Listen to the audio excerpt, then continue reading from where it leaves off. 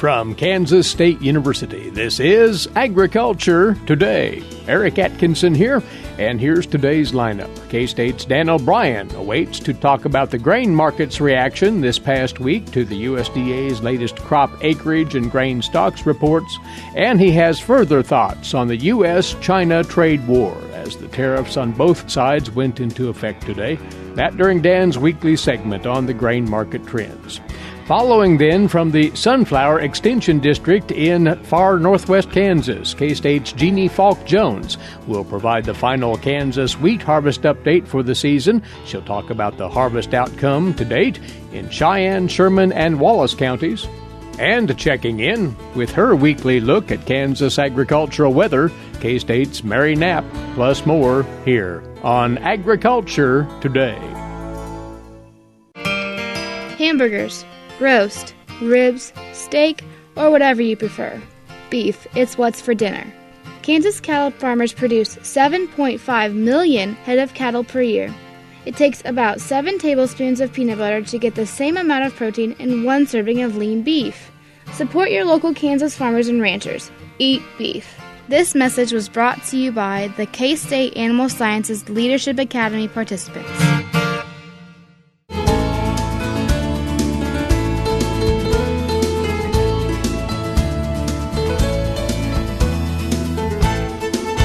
You're listening to Agriculture Today. Glad to have you along on this Friday. For the grain market observations this week, we bring in once again via phone grain market economist Dan O'Brien, K-State Research and Extension. He's based in Colby, northwest Kansas, as you know. Dan, the grain trades clearly are still mired down in trade concerns. They're slumping for the most part, and we will spend a fair amount of time on that topic in just a second. But first off, the trades have had a week now to absorb the USDA's grain supply and demand and crop acreage reports out last Friday. Nothing revolutionary in any of those numbers, but what have you seen that the trades have responded to the most? Well, I think that the soybean acreage number that had been predicted at about 89 some million acres for this year, and again coming in at about 500,000 to 600,000 acres more than that, adds to the negative tenor of the soybean market again. Mm-hmm. The market, as you'd mentioned, Eric, worried about the impact of U.S.-Chinese trade tariffs, so that's the big issue. From the corn point of view, again, in the March report, prospective plantings, the USDA projected, based on surveys, about just a little over 88 million acres, came in at 89.1, still down a little bit from last year. So those numbers came in. The market looked at them. It didn't see any positive price news in that, so went on and traded yield prospects. Right. And I would say for sorghum, the sorghum number actually came in higher in the U.S. Had been projected about 5.9 up to 6.0, and really with all the early news about embargoes, well, we have to be careful which terminology we use now, but trade tensions that affected U.S. grain sorghum shipments to China, again, those happening earlier on, apparently that did not really negatively affect the planting actions of farmers in Kansas and throughout the rest of the U.S. for grain sorghum. So that really, for sorghum, is a positive surprise, I think. You could look around the state of Kansas and see what were a little higher, a little bit lower than had been expected. Corn acres, actually about 300,000 acres more than during the March report, so that March prospective plantings report, so that's positive for corn. Soybeans down about 50,000 acres. Sorghum up 100,000 acres. Surprisingly, in a way, I guess, to me, the planted acres for hard red winter wheat came in and it was actually raised about 100,000 acres in this report. So interesting to look at that. What farmers looked at and made their decisions based on is probably based on moisture, cropping systems, and markets. But the trades have largely, as you're saying, nudged a great lot of this aside and have retuned their attention on crop weather prospects out there. Yes, both here and abroad. Yesterday, the wheat market was up 10, 14, 15 cents. And the only reason given was that we have reports of a lot of weather problems over in Europe. And you can look at the international weather maps and see that there are some places that are having problems. Again, talked about in France, parts of Germany, et cetera. As I understand it, there have been ongoing problems in Australia. Again, really dry weather. There have been both good and bad reports at different times of crop development in parts of Canada, over in China, et cetera. So not just a nice, steady stream of great crop weather information around the globe, rather some mixed reports. And here in the U.S., it's not drought that we're looking at in the corn market anymore. It's not only drought, because again, those conditions still persist in primarily northern Missouri, a little bit into western Illinois, but we have again media reports showing flooding literally in southwest Minnesota, and you can see on the NASA soil surface and root zone drought indicators, or soil moisture drought indicators, a really saturated, wet situation extending from a good part of, in essence, kind of the northern half of Nebraska up into northwest Iowa, then on into southeast South Dakota, and especially up into Minnesota. So does rain always make grain? Well, yeah, maybe, as long as we get warm weather for crop development that can come afterwards. And so I guess we'll see this year. Again, it's just so ironic to see how 100 or so miles separate the two areas of extremes this year. Again, the Missouri, southern Iowa, western Illinois, dry area from the overwhelmingly moist and flooding area up in that northwest Iowa and adjacent areas around that. So thought-provoking in terms of how the markets will respond to all that, and actually how it will, at the end of all of this, affect crop yields. Once more, though, the keynote item of interest at the moment, this is, if you will, D-Day for the Chinese tariffs to go into effect. And the soybean complex is very much keenly fixed on this. Creates a myriad of questions about soybean supplies and availability, Dan. Well, yes, and the markets have surely reflected it. August soybean futures closed down to about $8.3925 yesterday.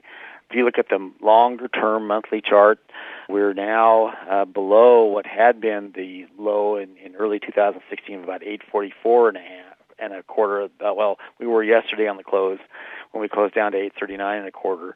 They're still way back in 2009, $7.7925 as a low. So I think that the way I would perceive what could happen in the markets, it will still ultimately, aside from the volatility of whatever that could be brought on by whatever announcement that would come into the markets, still that the market clearing price will be based on how many beans we have in the world and how effective we are, other producing countries, how effective we are in getting beans to those that want to buy it. Again, with some domestic use, some use overseas. And we're already seeing reports of really, really strong Brazilian soybean prices, again, because that's where China is going to buy beans at this time, and weakness here in the U.S. But also generally the idea or the understanding that when you look at just how many beans we have in the world and what the demand is for them, for their use, that eventually beans from the United States will have to make their way directly or indirectly over to China and other strong using countries in the Southeast Asia region. So just really something to watch. We will have to watch for how beans may move indirectly to some of these users, that some countries may, if a price differential exists, find themselves with the motivation to sell their own domestically produced supplies off to whoever wants to buy the grains and then literally import something cheaper from us, at least till the markets, through arbitrage, equilibrate, to import soybeans from lower price countries, the United States, to meet their domestic supplies and ship their higher price crops over to anxious buyers. I do think, though, that we're at the point, well, and I need to be careful because we're not into political commentary, but I think that if these tariffs go into effect, that there'll be a lot of pressure on domestic industries, both in China and in the United States. And with that type of scrutiny and angst, you start to make parties move in one direction or the other. So I guess we'll see how this, of course, all works out. But if these tariffs go into effect, I guess I would encourage people to keep their eye on the market clearing price that we need to have in the world, knowing that users are still going to have to buy soybeans and other crops that are affected by this, including grain sorghum. And it's just a matter of how in the longer run we're able to ship to or around or whatever we have to do to ship supplies to those that need it and accomplish this in an efficient and effective manner. One thing that tariffs do is take away and limit the most effective, efficient way of moving grain from point A to point B. But tariffs are a barrier or a burden to the efficient shipment of goods, and particularly U.S. grains, to foreign buyers, in this case, in particular China. And for our producers out there, it's clearly easy to get caught up in the psychological effects of this kind of thing, but one needs to keep their eye, if you will, on the hard supply and demand facts at hand. I don't doubt if this comes about as is being talked about, that there will be an emotional response in the markets and the potential for some really volatile swings. But in this case, who would be surprised if the market sells the rumor and then would have to buy back the facts when somebody actually has to come and buy the crops later on. All right. Well, Dan puts together extensive notes on the grain markets, which we draw from in this conversation each week, and you can find those notes at agmanager.info. Again, that's agmanager.info. As always, Dan, much obliged. We'll talk again next Friday. Thanks, Eric. Take care. Grain market economist Dan O'Brien, K-State Research and Extension. Agriculture Today will continue in a moment on the K-State Radio Network.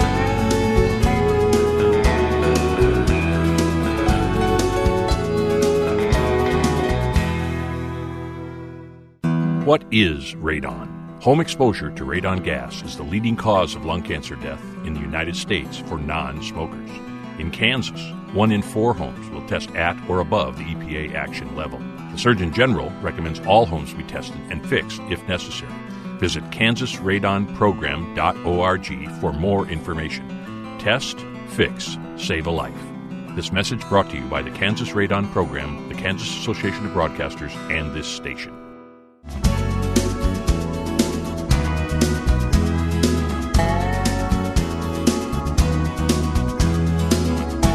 Now for you on Agriculture Today, our wheat harvest update on this Friday. And for this account, we go far northwest Kansas and hear about how harvest has been going there with Jeanne Falk Jones. Jeanne is the agronomist in the Sunflower Extension District, that is Cheyenne, Sherman, and Wallace counties. And starting off, Jeanne, some have described that region in general as the garden spot in Kansas this calendar year so far. And there's something to that in that moisture has not been so much an issue there, you say.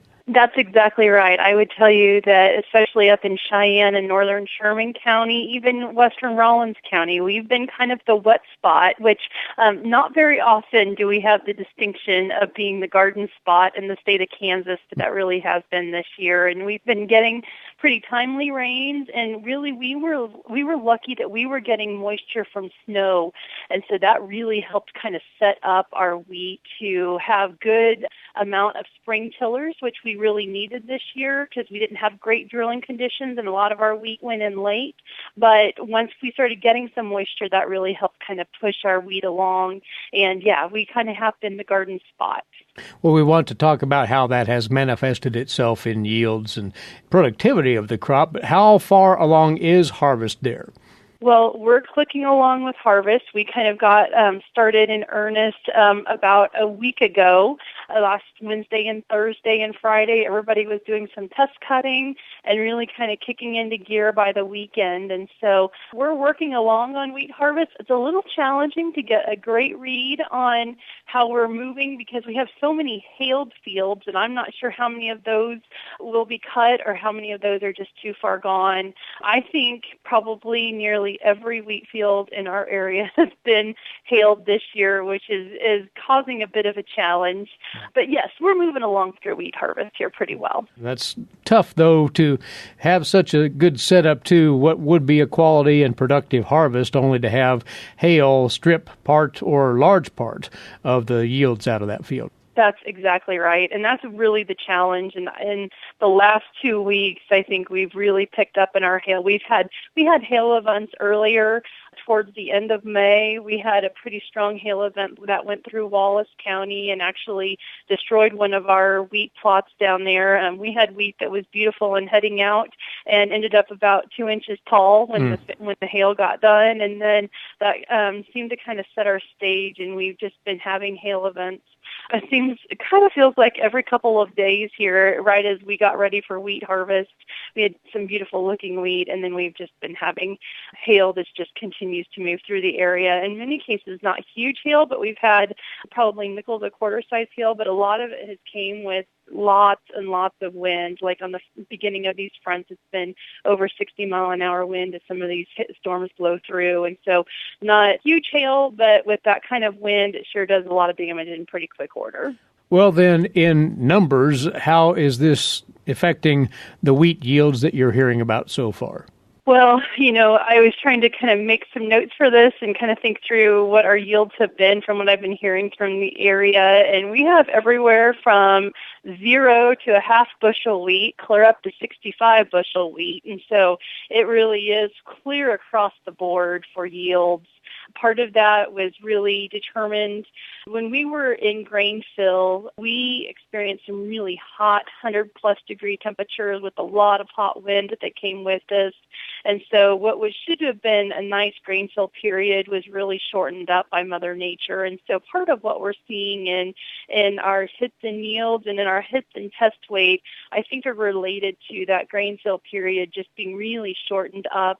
Part of that is because we had been pretty late throughout the growth and development on wheat through the month of May, and so we were kind of already going to be pushing our grain fill period into a shorter timeline, but then when we got those hot winds and high temperatures, that just really shortened things up also. So part of our lack of yield is from some of that, and the other part is because Mother Nature has just really been throwing a lot of white hailstones at some of our wheat. So presumably your test weights are widely distributed across the spectrum too, right? Yes, that's exactly right. And so I've heard as low as 51-pound wheat, clear up to 65-pound wheat. And so, part of that effect in our test weight is from that short grain fill period. The other part of our test weight has been this moisture that's been coming after our wheat has been mature. And so lots of things that have been really affecting our wheat in the last month as we're trying to get here closer to harvest. And probably a safe bet that with the moisture of late, that weeds may be becoming a harvest complication. That's exactly right also. So we've been having quite a bit of discussion clear back to when we were in top dressing time, when we were thinking about putting a herbicide on at that point.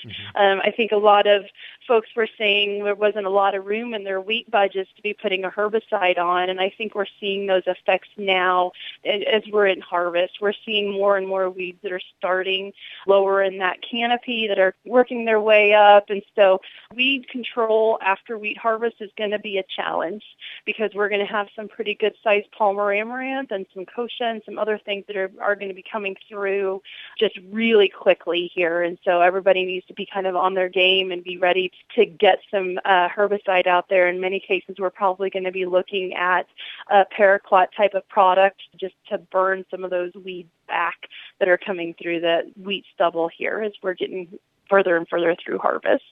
Well, Jeanne, all of that said, as you look across your test plots and hear generally from your producers about variety performance, any names leap to the top there?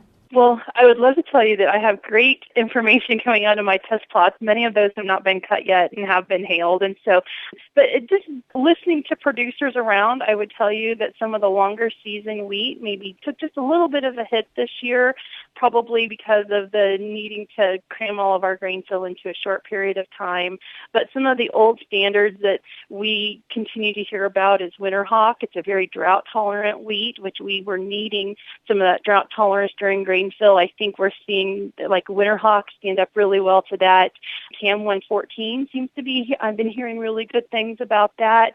And then some of the Colorado wheats like Bird and Brawl and the new variety Avery and Langan that they have, both of those are starting to sound really good. And we know that out of that Colorado State breeding program is they're really breeding for drought tolerance, and we are really kind of needing some of that this year. So that's what I've been hearing from growers. I'm hoping to have really good data coming out of plots here with some additional hail notes on some of these varieties in addition also. Well, then, any ballpark idea when harvest might be closed out in that three-county area, noting once again that that's quite a range of distance from the northern end of the district to the south? Yeah, that's exactly right. So we span 3 counties north to south. And so I think parts of probably in southern Wallace County, the stuff that has not been hailed, they're probably going to be finishing up here towards the end of this week, beginning of next. There's probably the same thing even up in Cheyenne County. I think we're hopefully getting closer to the downhill side of wheat harvest. We've had some rain on the 4th of July. There's also some rain in the forecast for the next couple of days. And so we'll see how Mother Nature helps us along here. But I think everybody's clipping right along through wheat harvest and maybe moving a little faster this year just because, you know, we've been moving a little slower in the past because we've had such good yields the last couple of years. And so it feels like it's maybe moving just a little faster than the past couple of years. But I think it's just because we just don't have as many bushel to be bringing in. So the general assessment, the 2018 wheat crop in your region could have been worse, could have been better. Is that fair? I think that is a fair assessment, yes. All right. Jeanne, thank you for the comments. As always, we'll touch base later. Okay, sounds good. Thanks so much, Eric. Jeanne Falk Jones with us. She is the agronomist for the Sunflower Extension District, consisting of Cheyenne, Wallace, and Sherman counties in far northwest Kansas, with today's wheat harvest update for you. And we would encourage you wheat producers to be sure to take full advantage of the variety performance information that your local extension offices have been or are collecting. Those, by the way, are being channeled to the Department of Agronomy at K-State, and you can track those on that department's website, agronomy.ksu.edu. And just a quick follow-up to something that Jeanne was referring to about that aggressive weed emergence in wheat fields during and post-harvest. There is an article in the recent e-update newsletter out of Agronomy at K-State on post-harvest weed control in wheat stubble for conserving soil moisture and preventing those weeds from going to seed and adding to the weed seed bank. There may be the need for more intensive weed management efforts of this type this year than in some years. K-State's Dallas Peterson and Kurt Thompson authored that article in the e-update newsletter dated this past Monday, July the 2nd. Agronomy.ksu.edu is where that's found. Look for the e-update tab toward the upper right-hand part of that page. You're tuned to Agriculture Today. Now we'll stand aside for a few moments, returning with today's agricultural news headlines then. That'll include this week's edition of the Kansas Wheat Scoop, and once more, taking her weekly turn at Kansas agricultural weather, K-State's Mary Knapp. Still to come here on the K-State Radio Network.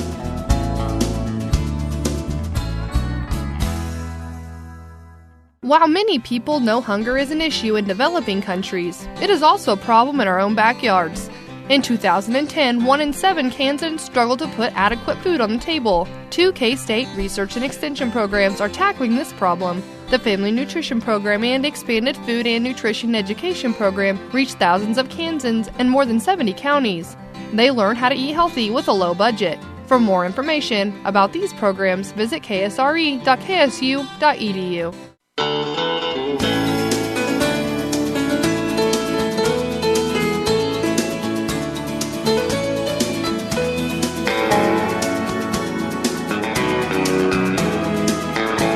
Broadcasting from the campus of Kansas State University, this is Agriculture Today. Eric Atkinson here. Now today's agricultural news headlines for you, courtesy in part of DTN.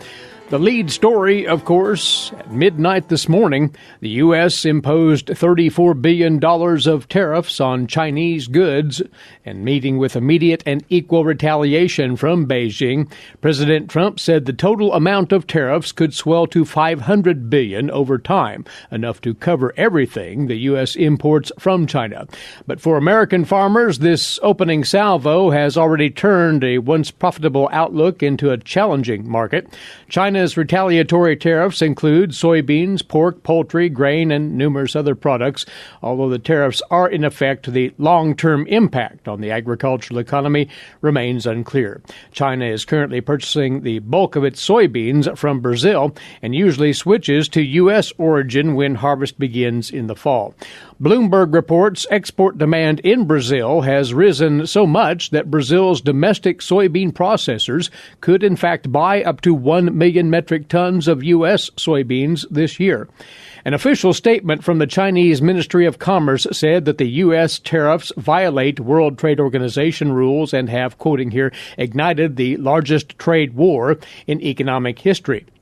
Now, China reiterated its pledge to continue with economic reforms, including improving intellectual property protections. Tariffs that went into effect today are aimed at punishing China, that is, for its policies forcing foreign businesses to form joint partnerships with Chinese companies and then transferring technology in order to do business in that country.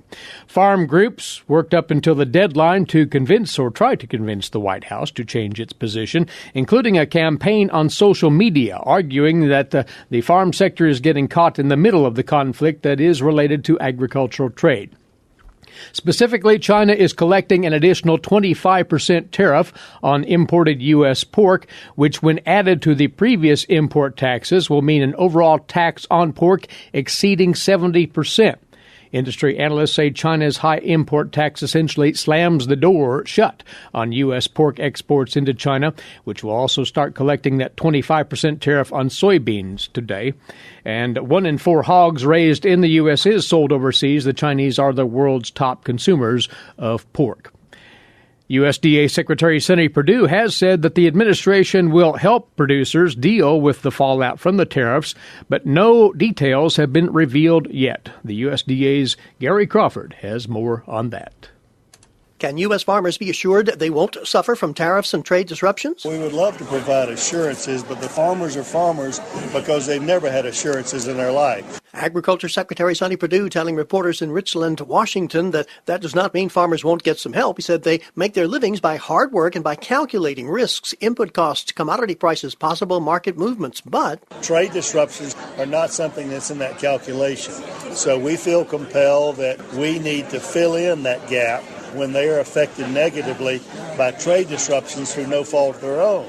Now, if somebody didn't sell soybeans at $12 and they went down to $10, then that's their marketing decision.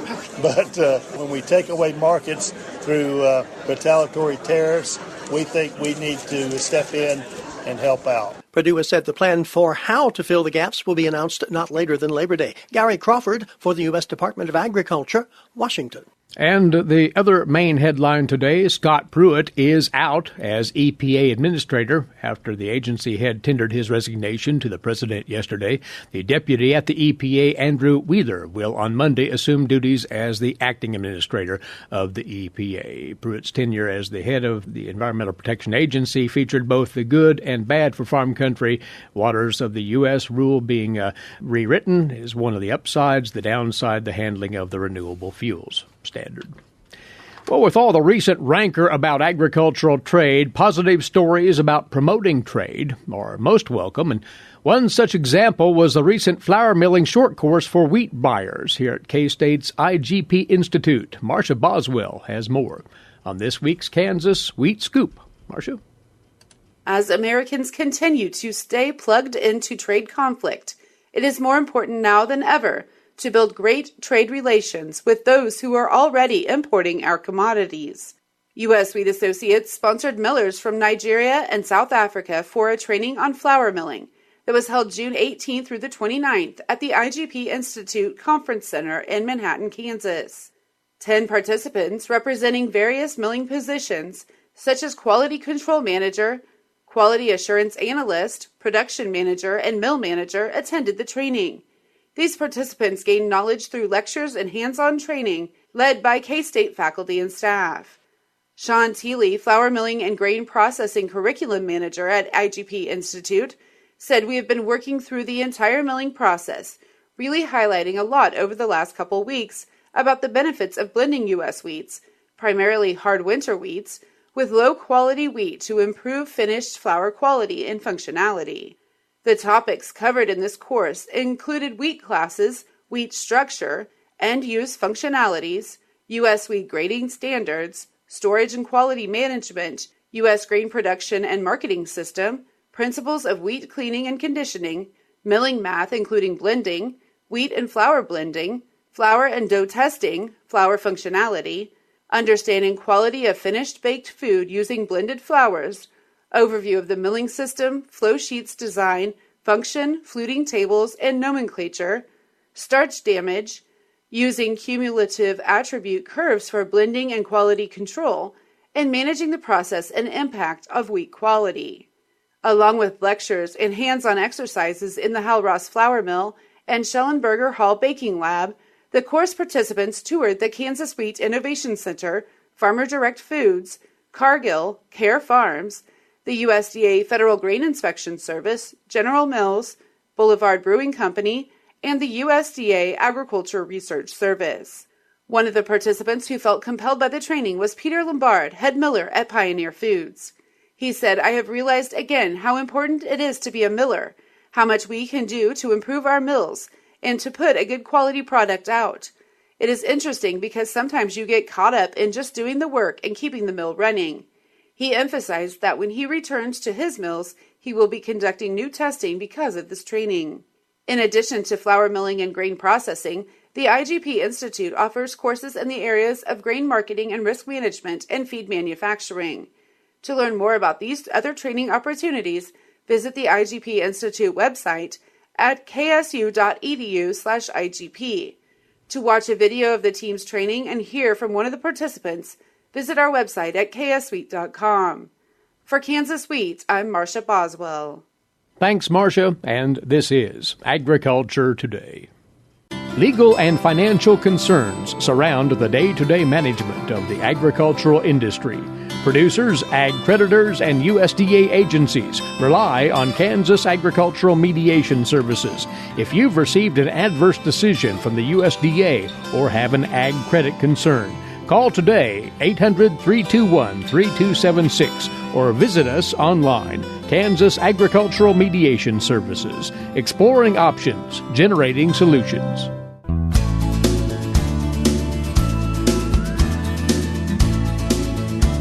This Agriculture Today closes out on Kansas agricultural weather, and our regular Friday visitor is across the way, Mary Knapp, research and extension climatologist here at K-State. Before we talk about the scorching week past and the rainfall that accompanied that in parts of Kansas, you do have the totals for the month of June. And how would you characterize that month, Mary? Well, I'd probably say, kind of like it's on the extreme sides of it. We set our hottest and our coldest day on the same date. That was the 28th of June, where Abilene saw 107 degrees for their high, and Plainville out in Rooks County saw 41 for their low. Same day. Same day. That was the front that was coming through, and it had made it to Plainville and hadn't made it to Abilene. So overall, we were very close to normal for precipitation statewide. It was actually 99% of normal with a deficit of 0.02 of an inch. So that's very close to normal. The unfortunate part is that the distribution was very uneven. All the western divisions averaged above normal for the period. The north central and the south central also averaged above normal. The central division, not so much. It was 81% of normal with an average of 3.24 inches. The big loser was the Southeast Division, and in fact, most of the eastern divisions were below normal. The Northeast was the exception. It was slightly above normal, but a lot of that was tilted towards the western part of the Northeastern Division. In the Southeast, they averaged 3.61 inches, which sounds not too bad, but they had a deficit of over 2 inches. So again, not what they would typically expect. And of course, the temperatures didn't help matters at all. Despite that very cool end to the month, overall, we were warm. Not quite as exceptional as May was, which was one of our warmest on records. This was the 7th warmest. We averaged 77.9 degrees Fahrenheit, which is just a shade under 5 degrees warmer than normal.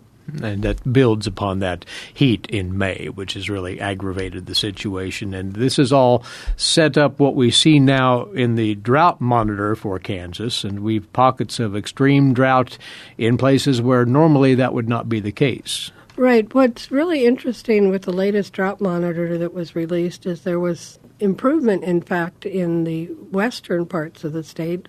The exceptional drought that started our summer has been erased from that area.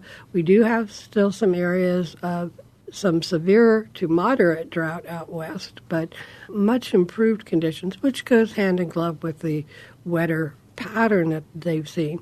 The extreme drought has migrated a little bit eastward, and it is bullseyed over the central division, with some of that extreme condition bleeding into east central, tiny corner of northeast, and an area of south central Kansas. So it's not so much that we've eliminated drought as we've moved where it's at. And again, that's not a surprise where the eastern parts have been so short on the rainfall. We should mention that part of the reason that western division has improved as much as some of our biggest rains were out west. Scott City takes the cake.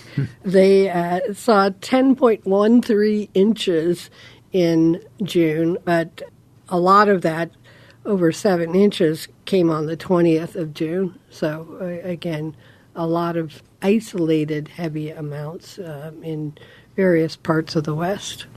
We look into the forecast for the next several days then, Mary. There isn't much there in the way of precipitation, it would appear.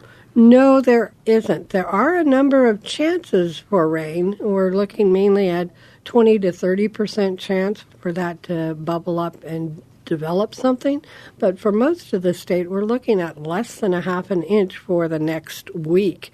There may be some pockets of slightly higher amounts in central Kansas, which may get up to 3/4 of an inch, but for significant rains, you have to head south into South Texas or west into western Colorado. And of course, if the amounts of 1 to 2 inches actually fall in western Colorado, that will be hopefully of some benefit to the firefighters out there. They've got a lot of wildfires going right now, and hopefully a little bit of rain and cooler temperatures would aid in the suppression of those fires. Well, at least for the next few days, we're going to get a badly needed break from this heat, daytime and nighttime temperatures, say. Right, and it's probably more critical to have those nighttime temperatures to be relieved. When we look at, for example, June, and like I said, it was the 7th warmest, but most of our records were in the nighttime lows being elevated. So as we look into the next week, we're looking for highs in the upper 80s to low 90s, which is very typical for July. But our lows are supposed to drop into the mid-60s, which is going to be quite a break from these past weeks where our lows have been in the mid-70s. That will provide relief not only for people, but also for the livestock and for the crops. It's just those elevated nighttime temperatures are stressful all around. Badly needed relief. So for the last half of July, what does the outlook tell us? Has it changed much from the last time we took a look at that? No, it's pretty much looking at the same. The trend is still slightly towards drier than normal and warmer than normal, which, again, is a continuation of the pattern that we've seen. What is interesting is the updated 3-month outlook for June, July, and August. The warm temperatures are expected to continue, although the tilt towards warm is not as strong as it has been up to this point, but there is an equal chance on the moisture for it to be above or below normal. So we could move into that wet fall pattern that goes hand in glove with an El Nino. And there is continuing indication that an El Nino might be developing probably late fall rather than early fall, but it is still there in the cards. And again, as we've noted in the past, that tends to favor wetter conditions for us during the fall. As always, we appreciate the input. Thanks, Mary. Thanks, Eric. Mary Knapp, Research and Extension Climatologist at K-State. Latest on Kansas agricultural weather there from the Weather Data Library here at the university. Our thanks to you for tuning in. Please be back with us on Monday, won't you? Until then, enjoy your weekend. Eric Atkinson here for Agriculture Today over the K-State Radio Network.